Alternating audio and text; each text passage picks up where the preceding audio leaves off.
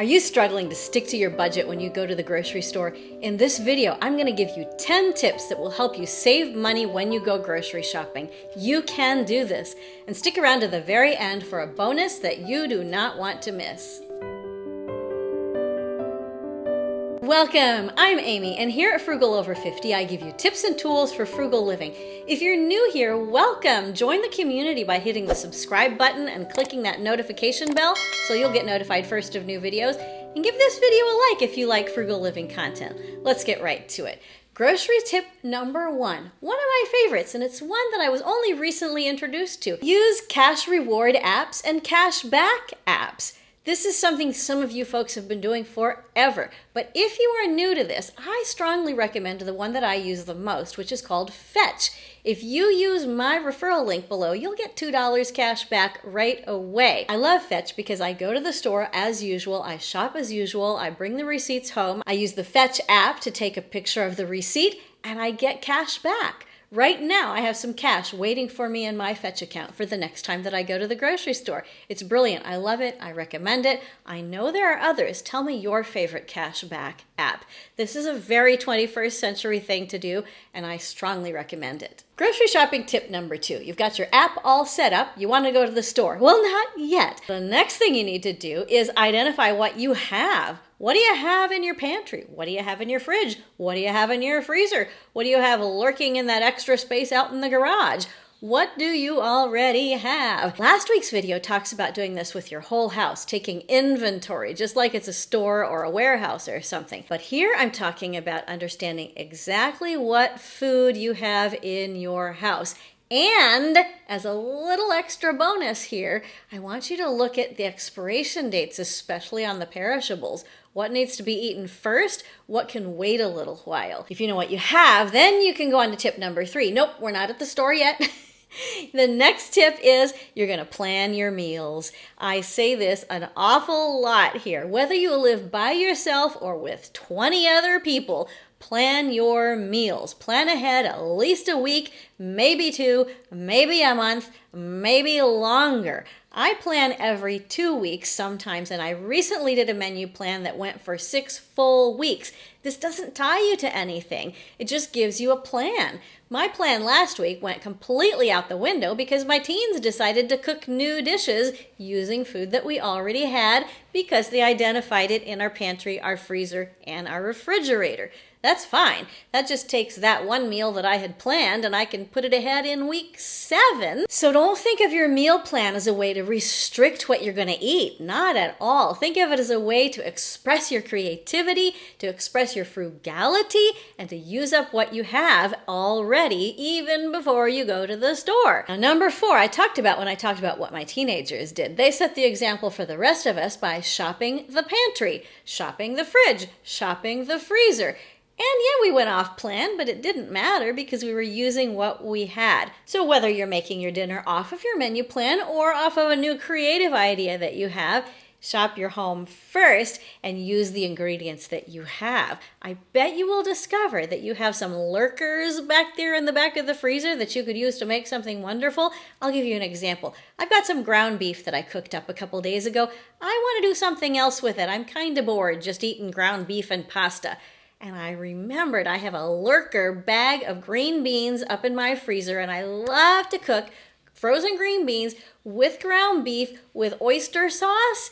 It is so good. So as soon as I get done recording this video, I'm going to make that for my lunch.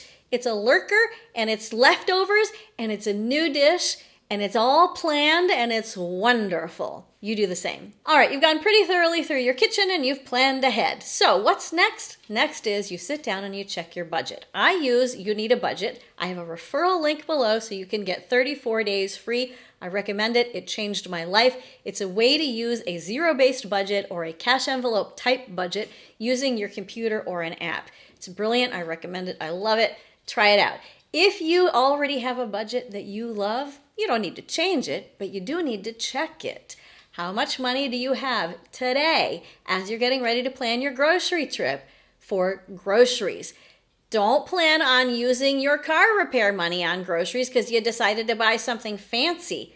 Don't do that. Change your plan if you need to so that you can meet your budgetary needs. Your budget is your friend. Your budget will hold your hand while you walk through the store and make sure that you get what's right for you. So know how much money you have available and plan on spending that and not anymore. Number 6, we're still not at the store, are we? Now it's finally time to make your list. What do you have at home? What do you need to buy? A list gives you so much power and so much freedom, and you will be in control of your budget. You'll be in control of your kitchen. You'll be in control of all of the food that you are managing and consuming and sharing in your house. If you're getting value from this video so far, would you give it a like? And if you're new here, subscribe and hit the notification bell. If you'd like to contribute to the growth of the channel, you can contribute down below at the link for Buy Me a Coffee. You won't be buying me a coffee. Right now, the Buy Me a Coffee contributions are being saved up for new gear so I can make better videos for you. Thank you so much.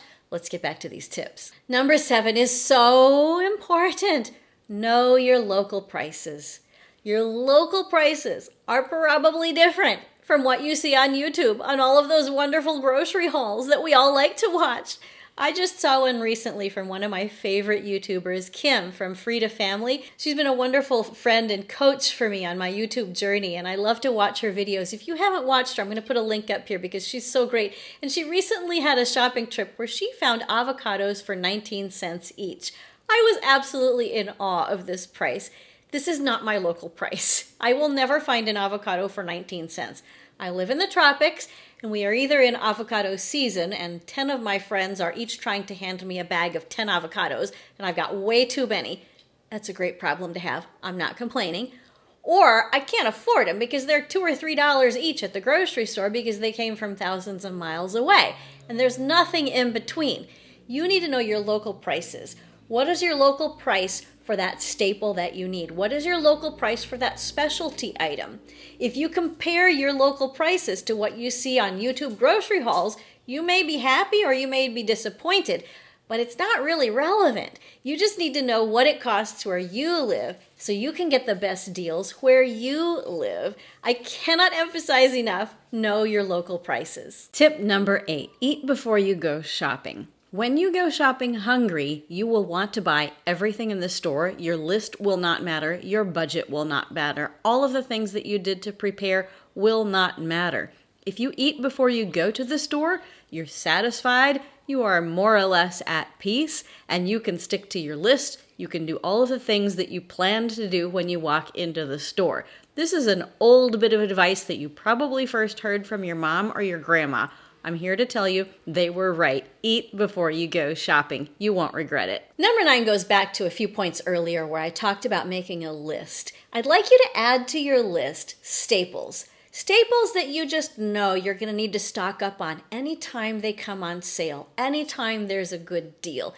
You know what those staples are. Tell me down below in the comments what staple came to mind for you as soon as I said staples. For me, it's bread flour. As soon as I see bread flour in the store, especially after the year we have had, I buy it. And nowadays, I always keep about 30 or 40 pounds of flour in my freezer because I bake bread multiple times a week. My family loves bread, and I make all of our bread products, everything, including things like hamburger buns and hot dog buns and tortillas. So I have to have flour if I'm going to do that. It's one of my staples. I see it, I buy it. But it matches with my budget, and it's on my list. Think of your bulk staples that you are going to add to your list that'll just kind of sit there at the bottom of your list, and you see it on sale or you see it in stock finally, and it's time to buy it. You don't overbuy because it's there all the time. I can just get one bag of flour on this trip, one bag of flour on the next trip, or I can even skip a trip because it's on my list and I know what staples I need to get. What staples do you need to get? Number 10, we finally get to go to the store. Woohoo! When you're at the store, whether you're shopping online or whether you're walking through the store yourself, keep blinders on. When you see horses walking and they have blinders so they don't get all distracted, that's what you want. You do not want to be a distracted horse. You want to be a horse with blinders on. Here's my list. Here's what I'm going to get. I go through the store and I'm going to get what I'm going to get. Grocery stores are wonderful, magical, miracle places. I love them so much. In fact, anytime I go to a new place, one of the things that I want to do is go to the grocery store and just walk the aisles and see what's there. Some people like to window shop for clothing or for furniture or for antiques. I'm not that classy. I love just walking through the grocery store, so I understand how hard it is to go through with your blinders on. But unless you're going as a tourist to just look at a new store and see what's there, you need to shop with your list and only with your list. There's always the exception where you go, oh yeah, I know I needed to stock up on pickles and I forgot to write it down, but it's in my mental list. That's fine. That's not what I'm talking about. I'm talking about that special chocolate that's on the end cap over there, and you think to yourself, I want that chocolate. You don't want that chocolate. You didn't know that chocolate existed until 30 seconds ago. And if you keep walking, you won't know it exists anymore 30 seconds from now. Just like your budget, your list is your friend. Now I have a really special bonus for you. Keep it simple. Simple ingredients, simple spices, simple seasonings, simple flavors, the kind of food that you actually like to eat. That's what you should make. And don't try to get fancy with it. Just be honest about what you like and feed yourself that. Feed your family what they like. Feed your community what they like if you're contributing out in the larger world. Keep it simple. The social activist and peace researcher Elise Boulding wrote a wonderful treatise on frugal living. I'm going to read you a section of this. Frugality is one of the most beautiful and joyful words in the English language, and yet one that we are culturally cut off from understanding and enjoying. The consumption society has made us feel that happiness lies in having things and has failed to teach us the happiness of not having things. There's so much beauty and simplicity. There's so much joy in just not having everything that the store is trying to sell you, but instead focusing on your own needs. You can do this. If you need some more help with this, I have a series that I'll link above and down below on 21 ways to save money wherever you are on your frugal living journey. I am so proud of you. You are not alone. Take the next step. Live frugally. Change your life, and together we will change the world. I can't wait to see you again soon. Bye-bye.